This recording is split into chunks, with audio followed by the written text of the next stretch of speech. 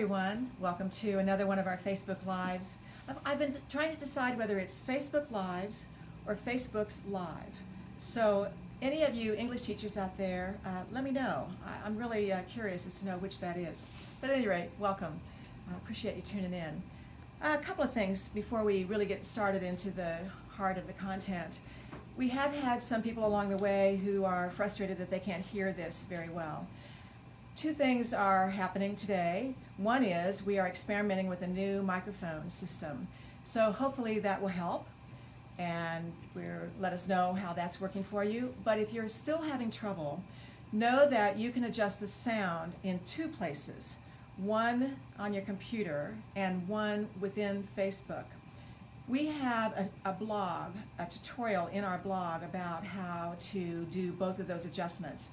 And we're going to ask Betsy, who is working remotely today, to add that as a link in the comments on our Facebook page.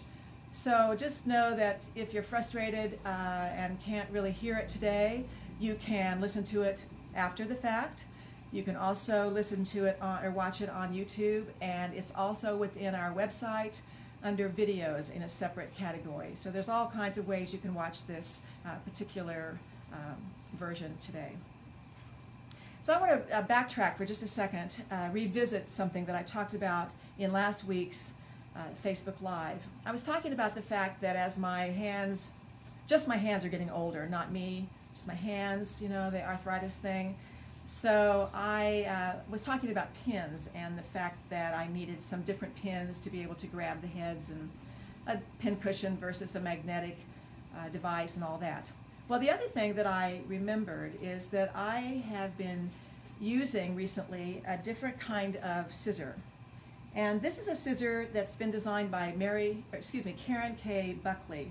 This has kind of come out of the quilting world, but I really like this for trimming and clipping. First of all, it has a serrated blade which grabs the fabric. It's super sharp, but it has these comfortable soft handles that I can get all of my fingers within, unlike some of the scissors that are available when you can only get one or two of your fingers inside of that. And then this also reminded me of another topic that I get a lot of questions about this via email and phone and so forth. I got one yesterday, as a matter of fact. A woman asked me if, on a pattern, why the collar didn't fit the neckline, and did we have a problem with the pattern. But the fact is that a lot of people miss the step of stay stitching and clipping a neckline.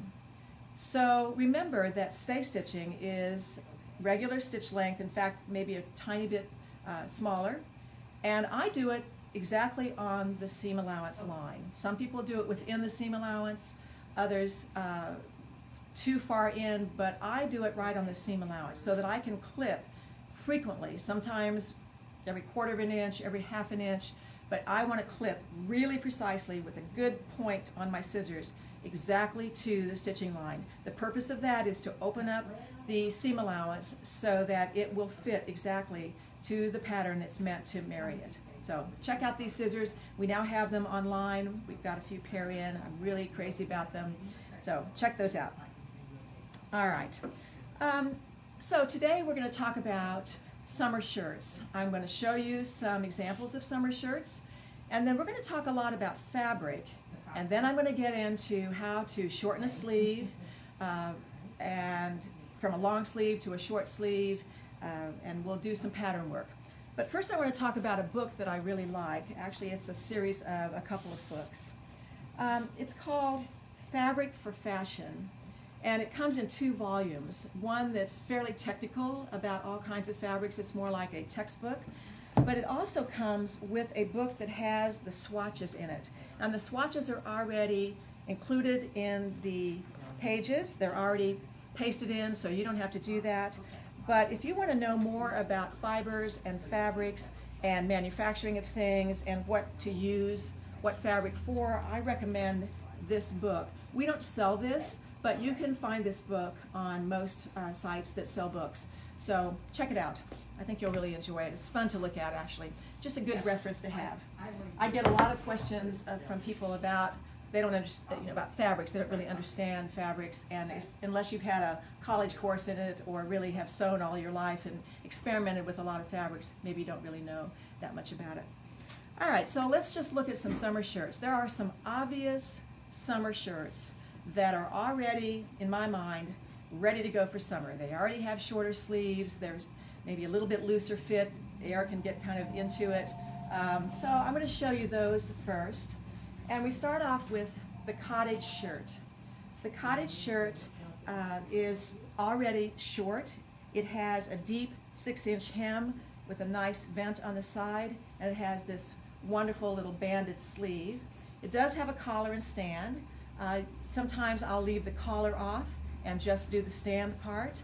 Sometimes I leave the collar and stand off and maybe do a little bit of a binding around the neck. I like the way that Aaron, who made this, put a red button at the top of this in contrast to all the rest of the buttons. And this is in a nice mid-weight linen. It looks great also in a print. And so this, to me, is that sort of, what's the word, summer camp shirt. I'll call it a camp shirt, where you get a great print. We have ordered this print. This is from Japan. It's not here yet, but it should be here, I hope, soon. We've had it before, we've reordered it, and I just really love it in a print. So there's the Cottage Shirt, ready to go for summer, no pattern work, ready to sew up. And then the Hugo top is another very obvious summer shirt, a little bit looser fit, depending on the size that you make, of course. It has a similar banded sleeve, a little bit wider than the Cottage Shirt, but it has this nice placket and single button at the top. So you can contrast or pick out a really pretty button at the very top, and that's sort of your jewelry for the garment. This is a nice cotton stripe shirting, and when we say shirting, that means that the stripes are woven, they're not printed. Unlike a quilting fabric that's striped that's going to be printed, this is a woven men's shirting, and we still have this fabric on our website. It's a really, really nice cotton, all cotton cloth that's very comfortable to wear in the heat. A pattern that we don't talk about too much is the Mimosa top. This is already a sleeveless top. People ask me all the time if you can add a sleeve to this garment, and you can. We have a sleeve from the Zona jacket that actually fits in this particular pattern. But if you would like a sleeveless garment or want to wear this as a vest over a t-shirt, well, it's ready to go. It has a binding, bias binding around the sleeves that's actually applied so the binding comes to the right side of the garment. The two fronts are exactly the same, and they button into each side seam. So it's more of a fitted garment, but this happens to be in a silk cotton blend, but great little print. I'm going to start hanging these back here, working with my original intention. Last week, Kathy and I talked about the Mix-It top, and you just can't beat this for a summer top. It has a nice cap sleeve that can be lengthened a little bit. This happens to be in a seersucker cotton fabric. It has the keyhole opening with a single button and a nice little mandarin type stand on it that you can leave off or not. So refer back to last week's Facebook Live if you want to know about the variations that we talked about for this particular pattern. Another pattern that I like for summer is the Sienna. It's part of the Sienna Cortona. I'm not sure which is Cortona Sienna, Sienna Cortona, but that's the name of the pattern. You get another style that's completely different with this pattern. I brought this one out for two reasons. First of all, this is a really interesting fabric. This fabric feels like sort of a Japanese paper. It has a very almost, what's the word, I don't know, tissue paper-like quality to it. And yet it's just a nice cotton shirting again with a woven stripe. But see how this front band has been cut on the bias. So whereas this is a fairly simple fabric, well, it changes that up just a little bit, gives it just a little bit of a detail down the front, just to change up the grain on that front band. I have another one made up that's in multiple different fabrics. So this is a chance for you to use some of your scraps, 3 different cottons, again a couple of shirtings, and then a little bit of an eyelet. But you can see now how this garment is broken up already. This is not a seam at the end of the shoulder. This is a seam that's set in a little bit, so you don't have to have that fit quite so perfect on the length of the shoulder seam and the set in of the sleeve. But this is the sienna. Again, a nice collar and stand. Now we get into something that has a little longer sleeve, but of course the sleeves can be shortened. This is the Splice top. Now this is a download pattern, a digital pattern, and I'm pretty crazy about this shape. I wore this last summer with my Picasso pants, my Hudson pants, and there's just nothing like a great white shirt. I noticed that when I made the switch last weekend for my winter to summer, spring wardrobe, that I have a whole section of white shirts, and I just think there's nothing better than a white shirt for summer. This happens to be the viscose and linen blend that we have in white and an off-white. You'll see it in the same fabric, different colors here, and this highlights the fact that it's called the Splice because it has an inset in the side, and that's why the garment is called the Splice. It has a splice inserted in the top. So you can do a contrasting color, you could do another print, you could have a print all over, such as this one. We still have this fabric, which I really like, very drapey, rayon. And I remember when I made this, I purposely chose the fern pattern for the, if I can get it separated here, just I matched the inset, probably useless, but you know, the sewer in me tries to figure things out like that. So this is the Splice top, great summer shirt. And another one that I sometimes forget about but realize that I put this on because it's so cool and comfortable, which is a 100% linen stripe, which we have some of. This is the Whistles shirt without the flanges that are normally on the front and the back. This is the simplest of shirts to make. A great simple collar, so it doesn't have the stand if you don't really like to make that kind of detail. Doesn't have a cuff, doesn't have a vent. It's just the simplest of shirt with a vent and nice hemming. So remember this, you know, I like to wear this with jeans, white jeans, regular denim jeans, blue denim jeans. This even looks good with some shorts. So don't forget about just a great shirt with no particular detail to it. All right, the garment that I have on is the Berwick Street tunic. Now, those in the know have told me that I should pronounce this the Berwick Street. So whichever pronunciation is correct, whether you're American or European, I'm going to call it the Berwick Street tunic because that just kind of comes out of my mouth. Normally, this is a long sleeve with a band and a vent. I've shortened this sleeve just a little bit, but I've also made this with a linen front and a knit back and knit sleeves. And I really like this combination. This is a combination that was inspired by a designer by the name of Stella Caracassi, who you could look her up. She has interesting shirts and blouses on her website. She's a ready-to-wear designer, but she uses wovens and knits in her garments a lot. So from that, I took the inspiration and did that to my Berwick Street tunic. But what if you want to make this a short sleeve? Or even do a couple of other things. So this, believe it or not, is the same shirt. It no longer has the little banded collar. It doesn't have the buttons down the front. It just has a seam.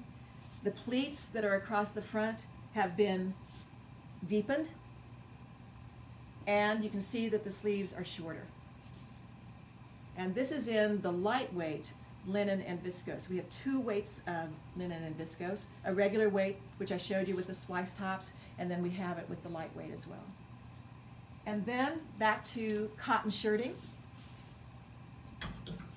Here's the same Berwick Street tunic, this time with just some bias binding for the neckline. It does have the placket, but instead of a concealed placket, the buttons are now on the surface. It does have the same seam, but the pleats have been removed, and it has a shorter sleeve that's rolled up. All of these are in our So Confident Series 8. So if you have Series 8 of So Confident, you're going to have the how-to of all these variations. That's what So Confident's all about, is taking a pattern and doing some interesting things to it. So you can refer back to that. I'm going to move on here, and then we'll come back to the shortenings of sleeves and things. But one of my favorite patterns, and probably our most popular shirt pattern of all time, is the Liberty Shirt. If you are a purveyor of Craftsy Blueprint and have taken my Sewing with Silks class, this is the shirt that is part of that class. And in fact, this is the one I made in that class. And if you sign up for that class, that pattern, the Liberty Shirt pattern, comes with that class. So check that out on Blueprint. That class is still available. But the features of this shirt are that it has a stand-up round collar, and it has a long sleeve that has a turned-up cuff and little V vent. And I really like this shirt, but there's something about it that doesn't say summer to me because of the stand-up collar and the long sleeve. So I've done some things with this pattern, and I have added a V-neck, and I'm going to show you how to do this, and I have shortened the sleeve.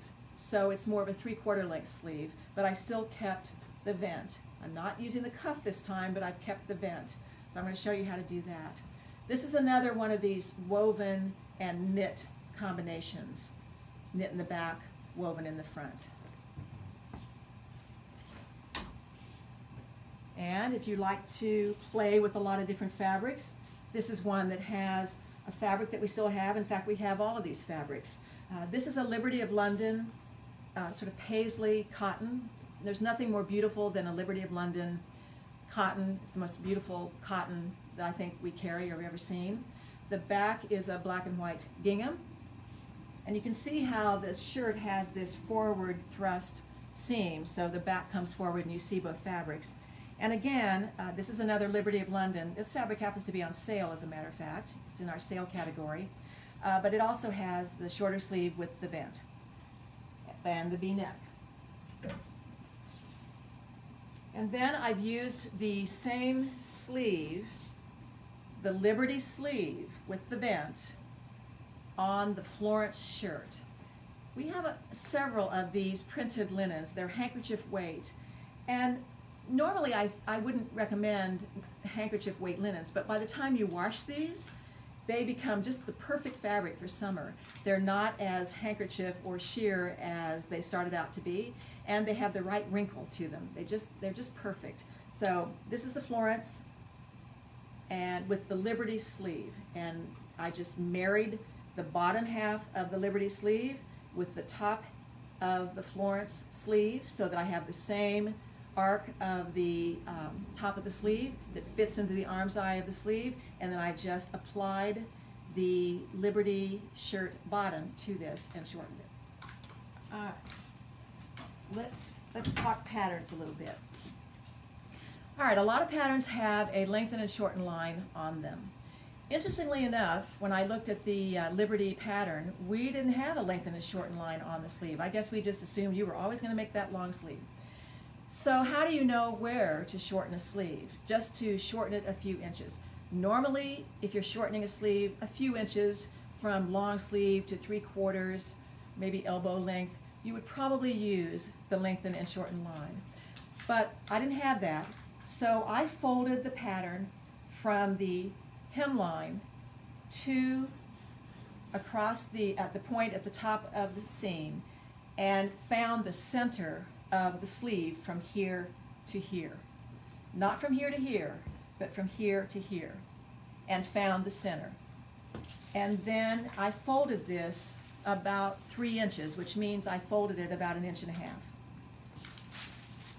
And I've taped that using the removable tape that we use that I really like, so that I could take this off if I hadn't done it correctly and it wouldn't ruin the tissue. All right, so then the important thing to note about blending these lines again is that obviously these are offset, and so you have to figure out a smooth way to reconnect, and you want to look at this point and the finished length. That's your connecting, those are your connecting points. So on this side, I used a straight edge to connect from the top to the bottom and drew a straight line. So the red line is the reconnected line. There's nothing wrong with that. That's the easiest way. You don't pay any attention to what is happening right here. Your eyes are from here to here. But on this side, I used a hip curve. And I like to use these clear hip curves. I've gotten over the days of when I was using the metal rulers. The clear ones I can see, I just can manipulate them a lot better, and they're a lot cheaper. And we do carry these, by the way. So I'm still going to connect from here to here, but I'm going to give this a little bit of curve, something like that. I think that even though it reads just a little bit differently, this is a more graceful curve, and I think it will look better when it's actually sewn up. So this is the tool that I like to use. Even though it's called a hip curve and it's used for hips, I like to use it for blending lines all over a pattern, and particularly on a sleeve. All right, so let's talk about if you want to do something more dramatic. Let's say you're starting with the Berwick Street tunic sleeve, which is completely down to the wrist and very long, but you want something above the elbow. So we're going to get out our tape measure. That's the reversible tape measure that has the number 1 at each end on opposite sides. And I have attached a little D-ring. It's a little 5/8 inch D-ring that I bought at the hardware store, and I have wrapped it around. I've wrapped it around and set it at the 1 inch and taped this, because I want to be able to measure the circumference of my arm, and that's very difficult to do with just a tape measure with 2 loose ends. So I'm going to put my arm through here,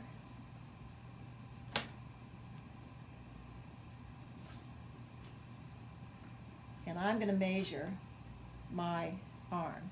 Now this says, this also gives me a chance to kind of rotate this and figure out how much ease I want in this, whether I want, let's say, 13 inches or 14 inches. But remember, I have an inch gone from this tape measure, so if it says 13, the actual measurement is 14. You add that inch back in that you've reduced by folding over the end of the tape. So I can get a sense of how much I want. I also can take the other end that has the 1 on it and put that at the end of that little bone where it falls off and your arm starts. Stand in front of a mirror and get a sense of how long you want this sleeve. So I've just arbitrarily chosen 10 inches today for the length, and I chose 15 inches for the circumference. Everything might vary on you. So here's the full Berwick Street tunic sleeve, and I have measured from the top dot down. This is always the center of the sleeve. I've measured down my 10 inches. That's my finished length. And then I have to think about what kind of a hem allowance I want on it, because this pattern normally has a little banded cuff on it, which I'm not going to use. So it could be anything. It could be 1 inch, 2 inches, ½ inch, whatever. I chose 1 inch. So I've drawn another line 1 inch before that, or excuse me, below that. From the center point then, I have measured 7½ inches out each way to get my 15 inches of total circumference finished. That was a finished measurement. I've added 5/8 of an inch seam allowance to each side of that. And then I come from this underarm point to that new point out here on both sides. And then I fold the pattern up on the finished line so that I can trace the angle of the new seam line, of the new cutting line on each side. I can trace that, and that's how I know when I turn this hem up, it will fit this shape, and there won't be any extra hem that you have to fiddle with and try to figure out how to ease in. So that is shortening a sleeve, not using the lengthen and shorten lines, and something much more dramatic and much shorter than just a few inches from the bottom. All right, so let's talk about adding this V shape. I hope this fits. I didn't test that today. All right. So, we have a shirt pattern called the Mix-It Shirt, and it has this beautiful V-neck to it. And so I wanted to emulate that. Erin, if I could ask you to grab me a Mix-It shirt, that would be great. They might need to see that. I forgot that. Sorry about that. We'll get one here. Yeah, this will be good. All right, so the Mix-It shirt, if you were just to take it out of the pattern, has a V-neck. Let's get it off of here so you can see it. Has a nice V-neck.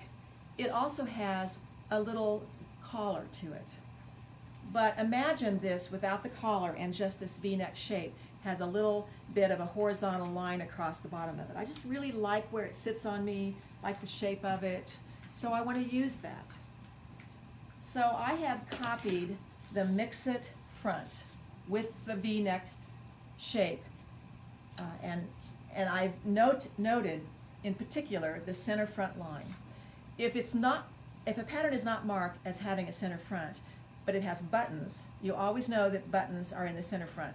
I say that sort of lightly because we certainly have a lot of patterns where the buttons are not center front, but standard center front means buttons. So this is my line, that's my center front, and these X's would indicate where the buttons would be. This has a self-facing portion to it, and so I've included that as well. All right, but I want to put this on the Liberty shirt. Remember, we're going to do this. We're going to take the Liberty shirt body. We've already shortened the sleeves. You've learned how to do that. And I'm going to put the Mix-It neckline on that. All right, so now I have copied the Liberty shirt pattern. And the first match point is the shoulder point up here.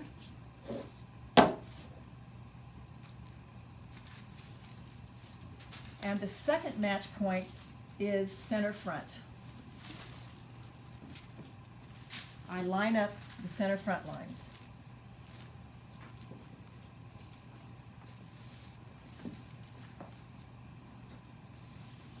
All right. So, all I have to do now is trace the neckline of the Mix-It onto the Liberty. And I've decided that I'm okay with that self-facing even on the Liberty. So I'm going to go ahead and trace the self-facing and record the fold line of where the Mix-It would be. And note that there are 2 dots here, and that's important because that's where you sew the little horizontal part of the neckline. And that's all there is to it. Now, the Liberty does have a back facing. It may or may not be this width as a connection at the shoulder, but you would want to make that the same width. So you might adjust the back facing to match the front self-facing, or you could reshape this to match the back facing, whichever, but they need to connect and be the same length at the shoulder of the facing. So that's it. That's all you have to do. This particular technique is part of Series 6 of So Confident. And you know, So Confident is the kind of thing where you can print things out because it's a PDF. And so this happens to be the 2 pages of how to do this that comes in your So Confident Series 6. So if you have that, you've got it. All right, I think we're going to show some fabrics now. Let me get rid of this. I need a little table space.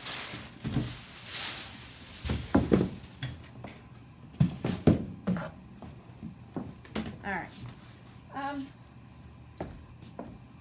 3 fabrics currently on sale that I think are really great fabrics. This is a linen, 100% linen, but there's something about this linen that I particularly like. It has a nice drape to it. So it's already softened, and we have this on sale, I can't remember for how much. Something like maybe half price, I'm not sure about that, maybe not. But at any rate, it's a wonderful linen, and of course perfect for summer. We have this fabulous shirting that is so smooth and soft. This is shirting from a menswear company, high-end menswear company, and I love this combination. This taupe and pink and natural color is just a really great color combination this year. I like it with the linen and silk combination that we have. When you wash this fabric, it becomes very soft. This is actually what I had on last week for my West End pants, but you could put this fabric with this pants fabric, or you could brighten it just a little bit and put it with the viscose and linen in the dusty pink. That's a real pretty combination. The other fabric that's on sale is the one I was talking about that feels like parchment paper. And I like the idea of taupe and pink. But I also like this with just a great neutral and natural. I'm going to have a little trouble lifting this. So hopefully I can make this work. So there's nothing like just being very neutral sometimes. You know, you get up some days and you don't want to be all that loud with how you dress. So the idea of something more neutral is sometimes quite appealing. So this is a great, already pre-washed linen, pure linen, and goes with, I would say, just about everything. All right, I'm going to be, as I said last week, making some washed linen pants in yellow. Look how that's drapey as a linen. That's unusual. And then I've decided I'm going to do my lemons in rayon. And I haven't quite decided which yet, but I think it's going to be a Hugo top, maybe a cottage. Isn't this always the trick, you know, what to make with what? But it is going to be one of the two, one of the summer shirts, and I'm going to really like this combination. I think it's very fresh and bright and pretty. Some other fabrics that I love, you know, I talked about the white shirts. Remember eyelet, or not eyelet, dotted Swiss. Remember dotted Swiss growing up? Well, maybe you're too young. But for me, dotted Swiss was one of those fabrics as a kid that we always had as some Easter outfit or something. Well, this is a dotted Swiss, but the dots are large. And I love this because it has this beautiful drape to it. It's somewhat sheer, but would make a great summer shirt.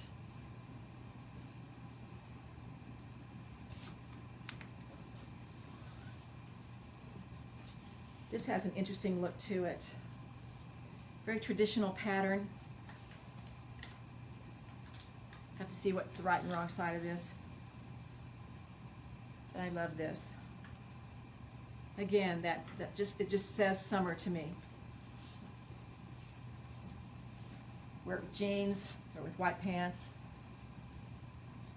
I'm into yellow. I should see if this goes with my yellow pants. Then I'd have two things to wear. But this has a very Asian flavor to it. Has some little small animals, like almost a reindeer sort of thing, and some. I like fabrics that have buildings and doors and windows, and I like anything that has sort of architectural elements to it, and that's what this has. But the feel of this nice Pima cotton, beautiful drape, beautiful feel, very smooth. I think a great shirt.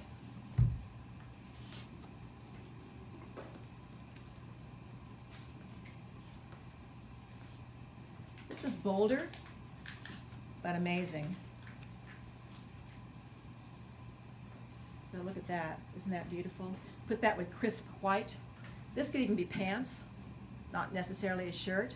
This could be great Picasso pants with a white shirt. I kind of sort of like that. I got a nod from the audience of one.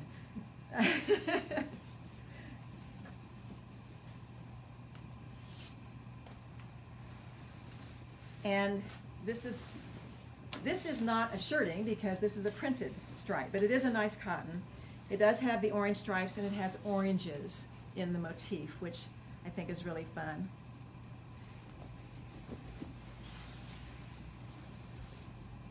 And then I have one more that's quite unique. This is rayon. I'm pretty sure. I should look here. Yes, viscose rayon. But you have to see this in a big piece to really understand what's going on with this. This is a fantastic piece with script and blocks of interesting motifs, floral, and it's almost like pages out of a book in a way. Very landscape, it's beautiful really, and the drape is amazing. So this could be a shirt, this could be pants, this could be a skirt, it could be a dress, it could be a lot of things. All right, I think that's my little show today. Any questions? Do you recommend pre-washing all your fabrics you sell, except for wool? The question was, do I recommend pre-washing every fabric? So here's what needs to happen. This is a really common question. I don't just throw a piece of fabric in the washing machine just because I throw it in. I want to know what's going to happen to it. So I get the fabric home, I cut my 4-inch square, precisely 4 inches. Use a rotary cutter, 4 inches square, and throw it in a cycle with other things. I want to see what's going to happen to the fabric. And I am not going to be necessarily babying it in that first pass. I'm going to use some hot water and put it in the dryer and just really see what happens. I want to know if it shrinks. I want to know if it crinkles. I want to know if the colors run. I want to know a lot of things. So I test every fabric first. And then if I like the results, then I'm going to make a choice about whether I'm going to be able to wash the fabric in that way again, or if I need to be more delicate about it. Maybe it's cold water and no drying. Maybe it's cold water and I hang it up. Specifically for linen, I will pretty much pre-wash that fabric and then dry it the first time. But then from then on, I don't dry my linens. I think it beats it up too much over time. And I do wash wools. It depends what the wool is. If it's a wool gabardine, which I shouldn't even say that word because I don't carry wool gabardines or sew with wool gabardines, but a worsted wool, for example, they wash beautifully. If I'm trying to felt a wool, then that's a whole different story. So every fabric, no matter what the fiber, no matter what the weave, you want to test it first. Do you have any tips regarding mixing the jersey and woven like you did? You know, I didn't have any trouble with this. I thought that I would have trouble marrying and mixing the wovens with the knits. I thought that one would stretch out more than the other, that they wouldn't hang together. I did not have any trouble, but I do sew with my even feed feature engaged all the time. And if you don't have that on your sewing machine, you want to use a walking foot because you do want the two fabrics to feed evenly at the same time through the sewing machine. So I do recommend a walking foot. Other than that, no trouble. If I'm having, if I'm using something, if I'm doing something like a collar or a hem, then I'm going to use our Fusy Web, which is the little line of sheer web glue, to settle things down and get things nailed down and in place, so that the hems will be even. One on the knit is not going to be stretched out and the woven is going to be flat or whatever. So I do use some things like that, but I think your even feed or walking foot is probably going to be your #1 tip. Can you clarify when you were doing the curved shape on the sleeve that you do that to both the front and the back? Yes, when I was, yes, the example of the blending of the lines on the sleeve, I used the straight edge on one side of the seam, the cutting line, and the curved on the other. That was an example of either or. You would want to use the same on both. If you're using the straight edge on one, you use it on the back and the front seam. If you're using the curve, you use it on both. if I use the curve, then I will generally do one and then fold the sleeve in half and trace it so I have the same curve. That's a good question. I should have been more explanatory about that. Do you have the green linen in another color? The green linen, not that particular linen. That's the only color that we have. Why? Do you not like that color? That's my favorite color. No, we have other linens, but not that particular one. Okay, you didn't mention the Venice shirt.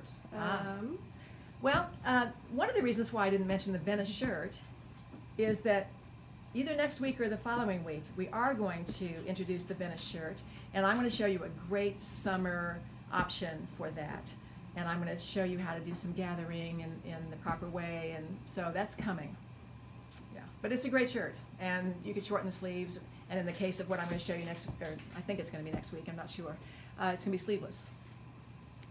Is there any chance there'll be a sew-along for the Venice? We have, the question is, are we going to do sew-alongs for the Venice? The answer is probably, maybe, not sure when. We need to get back to the sew-alongs. We've been a little bit disrupted in our normal flow of things the last couple of months, but that is something we should work on, yes. Is the dotted Swiss a cotton or a linen? It's cotton. The dotted Swiss is cotton. Okay, do you, and maybe explain this, but did you take your summer shirts to the laundry, or do you, or like to the dry cleaners, or do you launder them at home? The question is, do I take my summer shirts to the dry cleaner or I launder them? I'm going to try to launder them if I can. If it just didn't work out with the testing and I still want to use the fabric, then I'm headed to the dry cleaners. But I would like to be able to wash the summer shirts. How much ease is in the Liberty shirt? About 4 inches of ease is in the Liberty shirt in the bust. That's minimum. I probably wear mine with about 6 inches of ease in the bust. And then in the hips, there's a lot of ease, and I can't really tell you exactly what that is off the top of my head. But it is a garment that's meant to be quite full in the hips and then fit more like a normal fitted garment, so to speak, in the bust. How drapey is the Liberty lawn cottons? Would it stand away from the body, or would it drape a bit? The lawn cotton? The Liberty. Oh, the Liberty lawn cotton. Oh, this, like this? How drapey is it? I wouldn't call it super drapey, but this is a garment that doesn't stand out. This is a garment style that I've made in everything from heavy coating type materials to textured hand wovens to sheer things.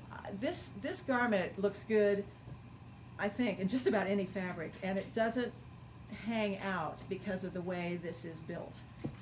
Does that answer that? Sort of, kind of? Can you easily pull that over your head? Same with all the mix-it. You could pull this over your head, yes. The mix-it or the Liberty neckline can. So if the question is, you could close this up and not have a button, if that's the question. Yes. What kind of sewing machine do you use that has an even feed? All right, what kind of sewing machine do I use? We have Berninas here at the studio. When you come to our workshops here, you work on a Bernina either 530 or 430. Not simple machines, but they're not the basic and they're not the high-end ones either. At home, I use a Bernina 640, maybe 680. I'm not sure. Here at the studio, I use a brand new 530 that does not have the built-in even feed, but my 6 series does. And I've used Berninas since 1972 when I bought my first one. So I'm not too familiar with other brands, to tell you the truth, of what I do know that Pfaff's have even feed features built in, I think, on most all their models. But as far as other brands, I can't tell you. But Berninas, certain levels of Bernina have that. And once I owned that, when I first bought my 830 a few years ago, it had it, and I was sold from then on. So every machine that I buy from here on will have that feature. That will be my #1 feature. And what pattern do you recommend for the dotted Swiss? What pattern for the dotted Swiss? I think that would be really fun in the Liberty Mix-It Fusion. It would be great for the cottage because you would see the second layer of that in the deep hem. And so you'd have this contrast of more sheer white and more opaque white. Be great Hugo. Well, I don't know about the Hugo actually because there's a lot of built-in here. You'd see a lot of concentration. Maybe not the Hugo. It'd make a great sienna. It'd make a great Cortona. It'd make a good mix-it shirt, mix-it top.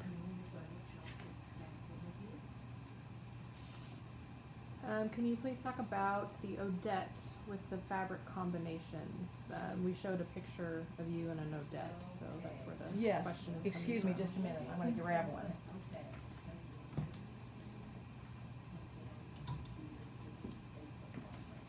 So this is an Odette that kind of shows the breakup of the pieces.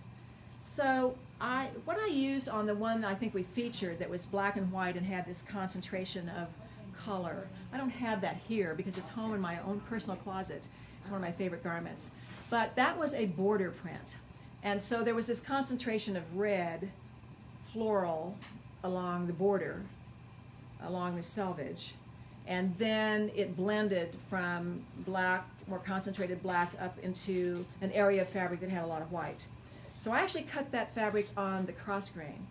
Now, that was a 4-way stretch, and the stretch was even in both directions. That's what a 4-way stretch is. And so I was able to use that. You have to check that, though, if you're using a border print, to make sure that you have the kind of stretch that you need to go around you. But I had to use more fabric because I was really placing what I was doing and getting a concentration of that floral and heaviness of the patterning towards the bottom. We no longer have that fabric, if that's part of the question, unfortunately. We do have some border prints, though, and some things that could be used like that, where you could use one fabric and you could use one part of the motif for a section of the Odette and another part of the motif for another section. Would you wear anything underneath the dotted Swiss? I might wear a mix-it tank under the dotted Swiss. The mix-it tank is one of those all-purpose pieces that has a nice covering for a strap, has a reasonably higher neckline, but you can still get it on over your head, and it's a little bit flared at the hips. It's a great tank, either in a woven or a knit. And yes, if the dotted Swiss required something under it, that's what I would do. Okay, and last one, do you use the Laura Star iron?